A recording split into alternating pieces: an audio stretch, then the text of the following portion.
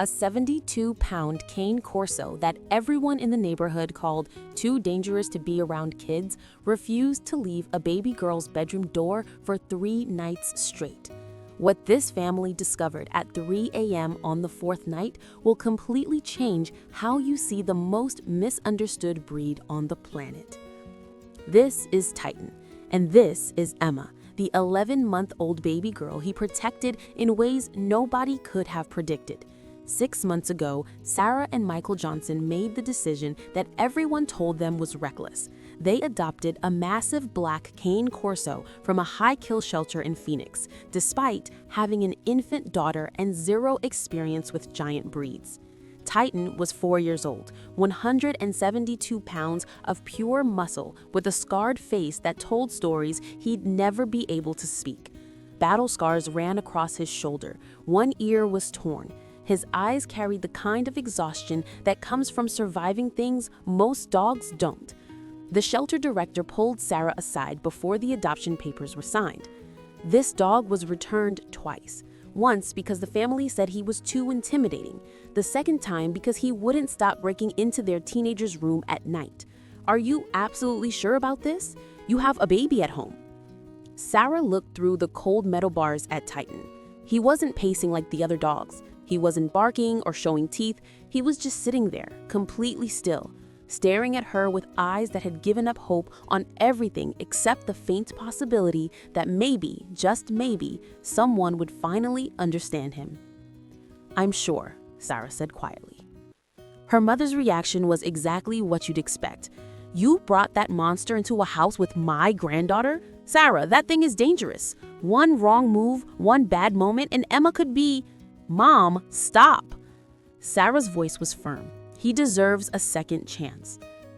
But Titan came home with non-negotiable rules. He stays downstairs at night, Michael told Sarah, installing a heavy baby gate at the bottom of the stairs. Emma's nursery is completely off limits. I know he seems calm, but we can't risk it, understood? Sarah nodded, even though something in her gut told her those rules wouldn't last. The first 2 weeks were quiet. Titan ate his meals in the living room, slept on the old couch, and never tried to go upstairs. He never barked, never jumped, never showed aggression. But he watched, always watching, especially when Emma cried.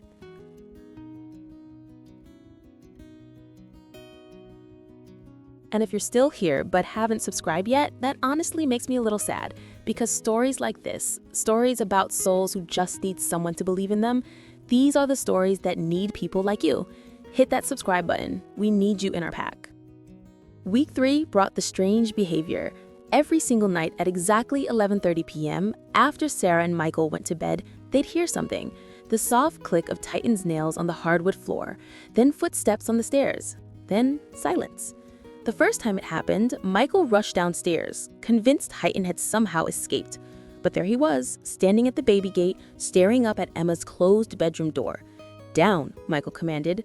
Titan obeyed immediately, returning to the couch without resistance. But the next night, it happened again, and the night after that. By the 4th night, Sarah decided to follow him. She set her alarm for 11:25 p.m. When it buzzed, she crept to the top of the stairs and waited in the darkness. At exactly 11:30 p.m., Titan stood up from the couch. He walked to the baby gate, positioned himself directly in front of Emma's door, and just froze, like a statue. His massive frame planted there like a living fortress, his ears alert, his eyes locked on that door. Sarah's heart pounded as she watched him. He wasn't trying to get in. He wasn't scratching or whining. He was guarding. For 3 hours straight, Titan didn't move, not once. At 2:30 a.m., he finally lay down, still facing Emma's door, and stayed there until sunrise. "He's protecting her," Sarah whispered to Michael the next morning. "He's been doing this every night." Michael wasn't convinced. Protecting her from what? There's nothing up there. But Sarah knew dogs, and she knew guardian breeds. Cane Corsos weren't pets. They were ancient Roman war dogs, bred to sense danger before it happened. "Maybe he knows something we don't," she said quietly. That night, Sarah and Michael made a choice. They removed the baby gate. Titan climbed the stairs slowly, carefully, like he was approaching something sacred. He reached Emma's door, nosed it open, and walked inside. Emma was sleeping peacefully in her crib, her tiny fingers curled near her face, her blonde curls spread across her pillow. Titan approached the crib, lowered his massive, scarred head, and just looked at her. Really looked at her. Then he laid down beside the crib. His 71-pound body formed a perfect barrier between Emma and the door. Not threatening, not invasive, just there. A silent guardian keeping watch over the most vulnerable thing he'd ever known. This became his secret mission. Every single night, Titan would wait until the house fell silent, then take his position beside Emma's crib, a living shield that asked for nothing in return. For 2 months, he kept this routine, until one terrifying night when his devotion became the only thing standing between Emma and disaster. It was 3:42 a.m. on a Wednesday night when Titan heard something that made every scar on his body tighten. The smoke detector downstairs started beeping. Titan didn't hesitate. He stood immediately, his body covering Emma's crib like a fortress. Then he did something Sarah and Michael had never heard before. He barked. Once, twice, 3 times. Deep, thunderous barks that rattled the entire house. Sarah bolted awake, her heart pounding. Michael, something's wrong. They ran into the hallway and saw it. Smoke curling up from the kitchen. Michael grabbed the fire extinguisher and sprinted downstairs, while Sarah ran toward Emma's nursery. She froze in the doorway. Titan stood over Emma's crib, his massive frame shielding the baby, his eyes locked on Sarah with an expression that said one thing: I've got her. Emma was crying, confused by the noise, but completely safe. Titan hadn't moved an inch. He'd positioned himself between the baby and the smoke, ready to protect Emma with everything he had. Tears streaming down her face, Sarah fell to her knees. "You've been watching her this whole time?" she whispered. "You've been protecting her." Titan's tail wagged once, soft and gentle. Michael extinguished the small kitchen fire caused by a malfunctioning coffee maker. It could have been so much worse. But because Titan was there, because he'd heard the smoke detector before anyone else, because he refused to leave Emma's side, their daughter was safe. That morning, they moved Titan's bed into Emma's nursery permanently.